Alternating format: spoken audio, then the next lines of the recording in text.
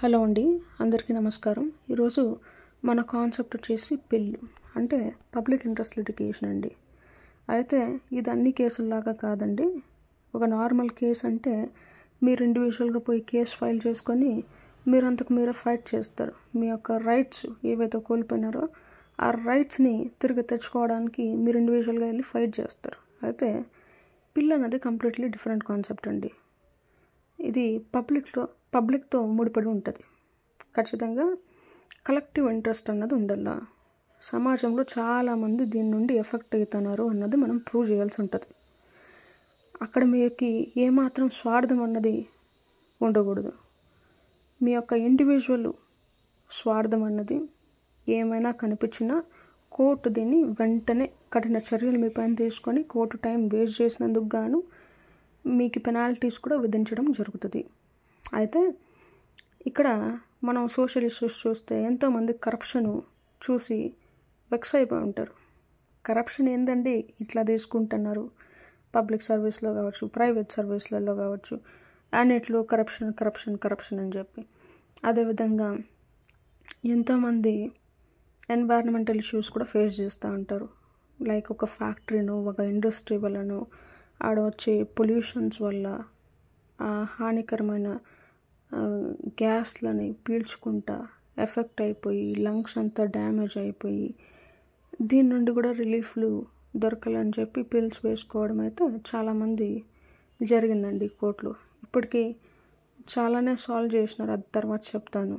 అయితే మన హిస్టరీలో చూసినట్టయితే పిల్ ఎంత ఎఫెక్టివ్గా ఉంది మన ఇండియాలో అన్నది చూస్తే 1980s నుంచి పిల్ అనేది బాగా ఎఫెక్ట్లోకి వచ్చిందండి.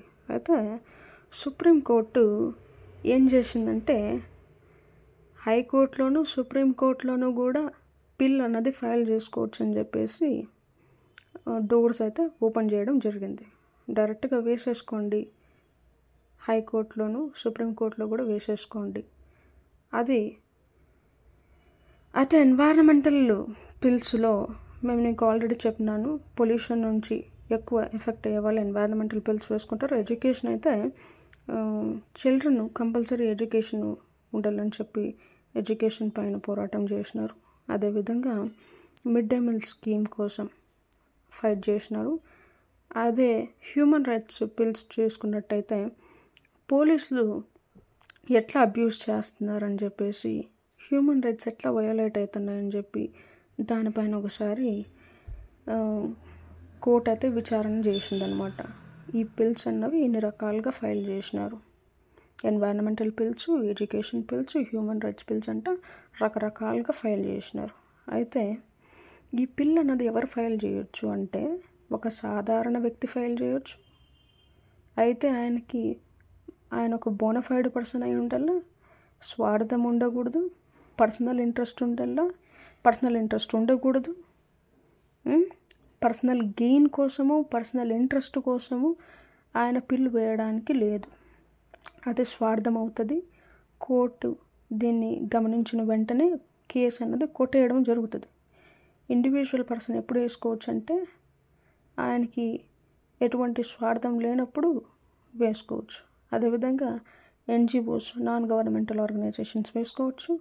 అదేవిధంగా గుంపులుగా కూడా కలిసి వేసుకోవచ్చు. అయితే దీనికి ఫీజు అంటూ ఎక్కువగా కూడా ఏమి ఉండదు, 50 రూపీస్ పర్ పర్సన్ ఉంటుందండి.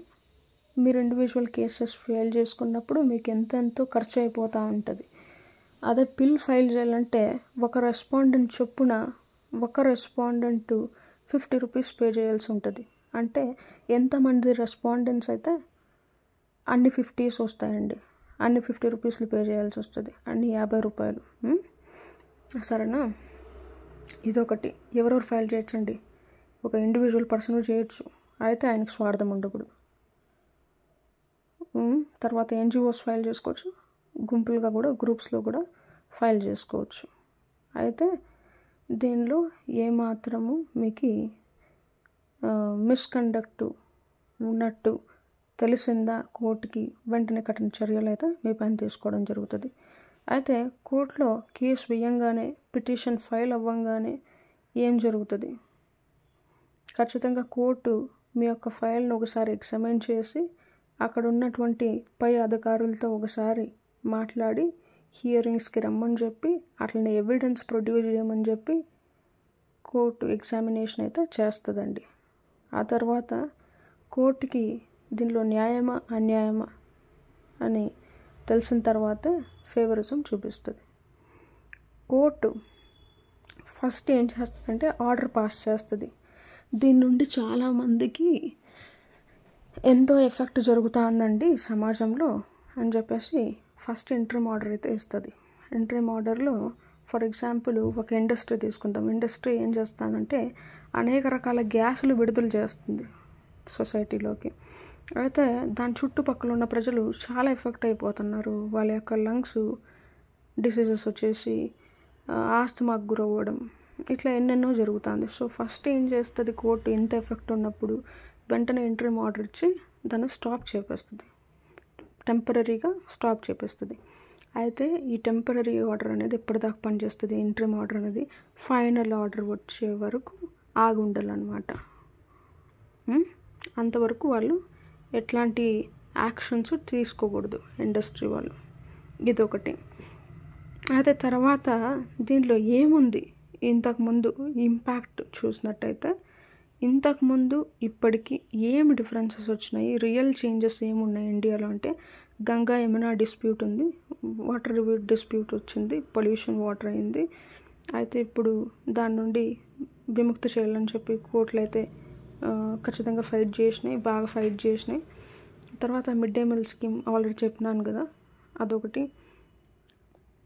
ఫారెస్ట్ ల్యాండ్ అదే డిఫారెస్టేషన్ చేసేస్తున్నారు, చెట్లనన్నీ నరికేస్తున్నారు మనుషుల యొక్క స్వార్థం కోసం, అక్కడ ఇండస్ట్రీలు కట్టాలని చెప్పేసి ఇట్లా అని చెప్పి చాలామంది పిల్స్ వేయడం జరిగింది. దాని నుండి మైనింగ్స్ కూడా బయటపడినాయి. మైనింగ్స్ కూడా ఇల్లీగల్ మైనింగ్స్ని కూడా